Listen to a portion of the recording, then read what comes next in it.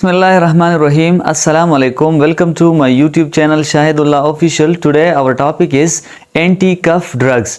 इसकी पहले की वीडियो में मैंने आपको बताया था कि कफ क्या है, इसकी वजूहात कौन कौन से हैं और कफ के टाइप्स कौन कौन से हैं। तो मैंने आपको बताया था कि कफ जो है it is a protective reflex of our body या it is a protective response of our respiratory system against any foreign material. जब कभी भी कोई फॉरेन मटेरियल हमारी रिस्पायरेटरी सिस्टम में एंट्री करता है तो उसकी एंट्री की वजह से हमारा रिस्पायरेटरी सिस्टम जो इम्यून रिस्पॉन्स शो करता है उसको हम बोलते हैं कफ। फिर मैंने आपको बताया था कि एक होता है एक्यूट कफ और एक होता है प्रोडक्टिव कफ। इस वीडियो के लिए आपने जो हमने कफ पे पहली वीडियो अपलोड की थी वो लाजमी है कि आप वो देख ले, तो फिर आपको इसकी मैकेनिज्म ऑफ एक्शन ये सब बातें आपको फिर आसानी से समझ में आएंगी। मैं आज आपको ये बताता हूँ कि कफ के फिर हमने दो टाइप्स बताए थे। एक को हमने बोला था प्रोडक्टिव कफ, तो दूसरा था ड्राई कफ। ड्राई कफ वो होता है जिसमें कोई बलगम वगैरह नहीं होता और सिर्फ उसकी वजह से सिर्फ खांसी होती है। और जो प्रोडक्टिव कफ होता है जिसको हम यूजफुल कफ भी बोलते हैं, इसमें खांसी के साथ बलगम भी होता है।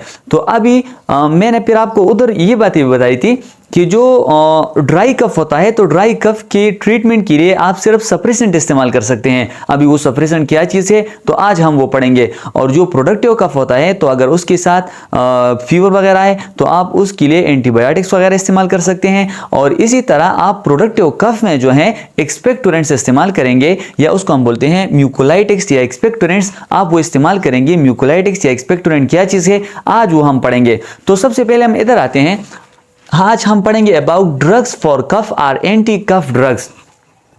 हम कफ के खिलाफ जो दवाइयाँ इस्तेमाल करते हैं उसको हम बोलते हैं एंटी कफ ड्रग्स या the drugs which are use for cough, जो हम कफ के लिए इस्तेमाल करते हैं। तो सबसे पहले हमारे साथ है एंटी टसिव ड्रग्स या इसको हम दूसरा नाम बोलते हैं कफ सेंटर सप्रेसेंट। मैंने आपको इससे पहले की वीडियो में बताया था कि हमारे रिस्पायरेटरी सिस्टम में म्यूको और केमिकल रिसेप्टर्स होते हैं। हमारे रिस्पायरेटरी सिस्टम में फॉर एग्जांपल ये है हमारा रिस्पायरेटरी सिस्टम, तो इधर हमारे साथ क्या होता है, एक होता है म्यूको रिसेप्टर और एक होता है केमिकल रिसेप्टर।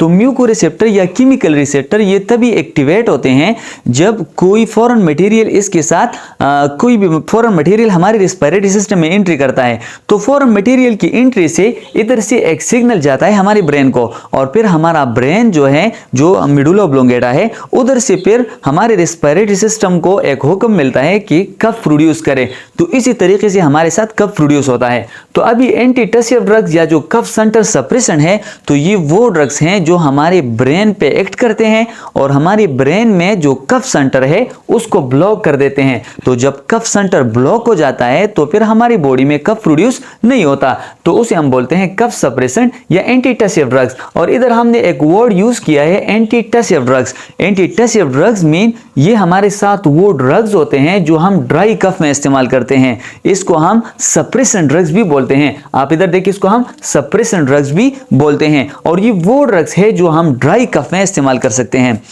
और दूसरा है हमारे साथ adjuvant anti tussive drugs. Adjuvant anti tussive drugs, जो एडजुवेंट एंटी टसिव ड्रग्स है, जब कभी भी फार्माकोलॉजी में एडजुवेंट का नाम आता है तो एडजुवेंट का मतलब ये होता है कि इसका अकेले में बहुत माइनर, ये एडजुवेंट जो ड्रग्स होते हैं अगर आप इसको एलोन लेते हैं यानी आप सिर्फ और सिर्फ ये ड्रग्स लेते हैं तो ये बहुत इसका जो फंक्शन है वो बहुत माइनर होता है।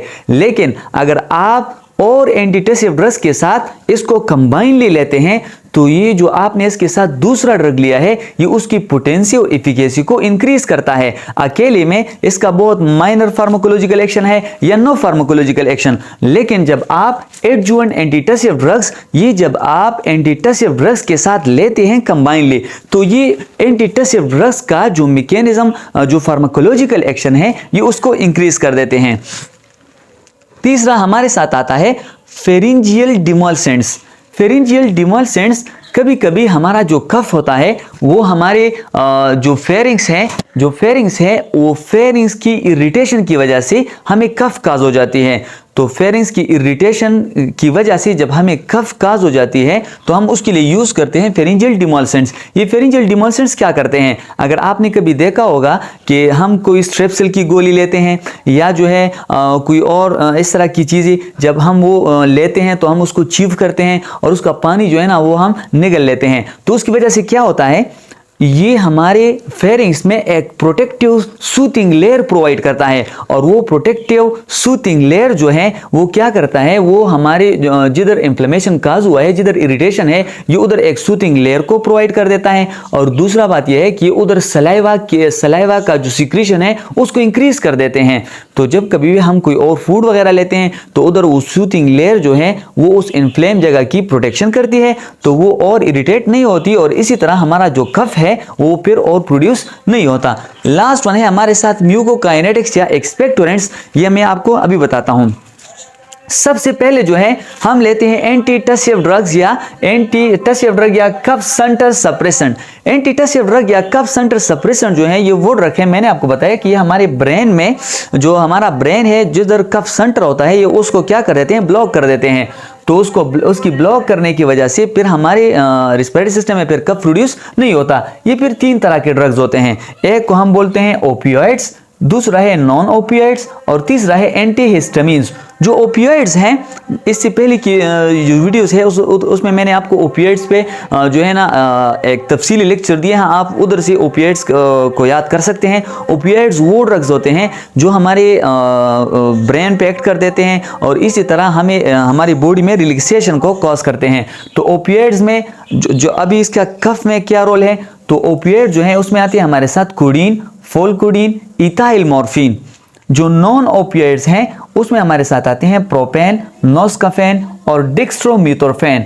और जो एंटीहिस्टामिन्स ड्रग्स हैं, अभी एंटीहिस्टामिन्स जो है वो हम किस लिए लेते हैं, ये हम सिम्टोमेटिक रिलीफ के लिए लेते हैं। अगर किसी बंदे को खांसी है और उसके साथ उसको फ्लू भी आ रहा है, उसके साथ उसको जो है ना फीवर हो रहा है, उसके साथ उसका गला दर्द कर रहा है, तो हम उस सिम्टोमेटिक ट्रीटमेंट के लिए एंटीहिस्टामिन्स को इस्तेमाल करते हैं। एंटीहिस्टामिन्स वो ड्रग्स हैं जो हमारे रिस्पिरेटरी सिस्टम में हिस्टामिनर्जिक रिसेप्टर्स होते हैं, या जिधर भी हिस्टामिनर्जिक रिसेप्टर्स होते हैं ये उसको ब्लॉक कर देते हैं, और इसी तरह जो इन्फ्लेमेशन काज होती है हम उसको ब्लॉक कर देते हैं। तो हम ये सिम्टोमेटिक ट्रीटमेंट के लिए लेते हैं। इसमें हमारे साथ आते हैं प्रोमिथाजीन, क्लोरफेनार्मिन और डाइफेनहाइड्रामीन।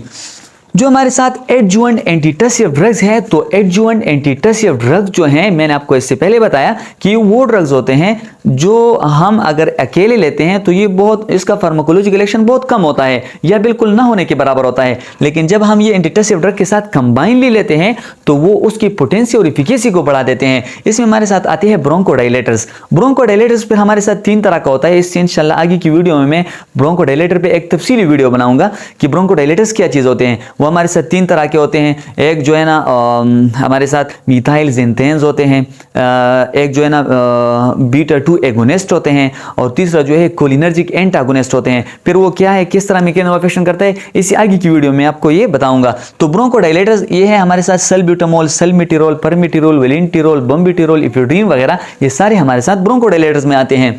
तीसरा है हमारे साथ फेरिंजियल डिमोल्सेंट्स। फेरिंजियल डिमोल्सेंट्स जिस तरह मैंने आपको बताया कि ये वो ड्रग्स होते हैं कि ये हमारे फेरिंग्स में एक प्रोटेक्टिव सूथिंग लेयर को प्रोवाइड करते हैं, और वो प्रोटेक्टिव सूथिंग लेयर जो है हमारे रिस्पिरेटरी जो फेरिंग्स है जिधर इरिटेशन काज हुआ है उसकी वो प्रोटेक्शन कर देते हैं। और दूसरी बात यह है कि ये सलाइवा को बढ़ा देते हैं, तो उधर सलाइवा की सिक्रीशन जो है वो इंक्रीज हो जाती है, तो ये हमारे गले को खुश्क होने से बचाती है और उसको वेट रखती है।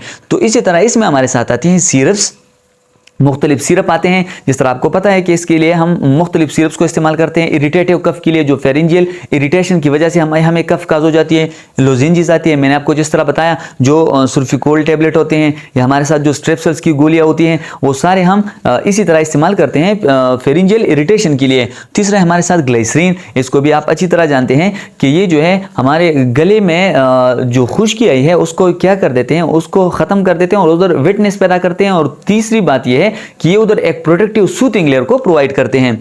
अभी लास्ट वन हमारे साथ आता है म्यूकोकाइनेटिक्स या एक्सपेक्टोरेंट्स। ये हमारे साथ वो ड्रग्स हैं जो हम प्रोडक्टिव कफ में इस्तेमाल करते हैं। और हम इसको प्रोडक्टिव कफ में क्यों इस्तेमाल करते हैं, क्योंकि ये हमारे प्रोडक्टिव कफ में क्या होता है, हमारे साथ स्पूटम आता है। तो ये mucokinetics, muco mean mucus, kinetics mean to give motion. तो ये जो म्यूकस है, जो स्पूटम है, उसको मोशन देने में मदद करती है और उसको हम दूसरा नाम बोलते हैं एक्सपेक्टोरेंट्स। इसका फंक्शन क्या है?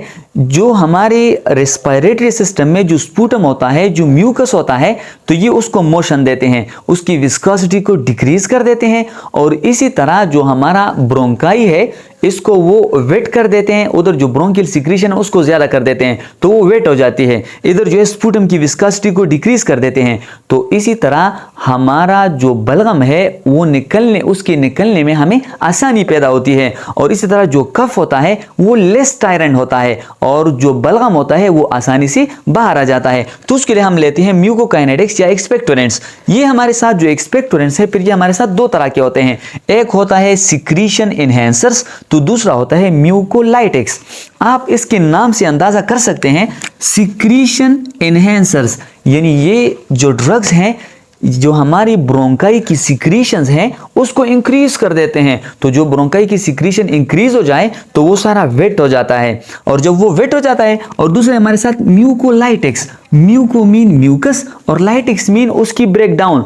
ये जो म्यूकस है उसकी ब्रेक डाउन कर देते हैं। तो उसकी ब्रेक डाउन की वजह से जब म्यूकस की ब्रेक डाउन हो जाए तो उसमें जो बॉन्ड्स होते हैं वो ब्रेक हो जाते हैं। तो इसी तरह उसकी विस्कोसिटी उस वजह से डिक्रीज हो जाती है और उसकी निकलने में हमें आसानी हो जाती है।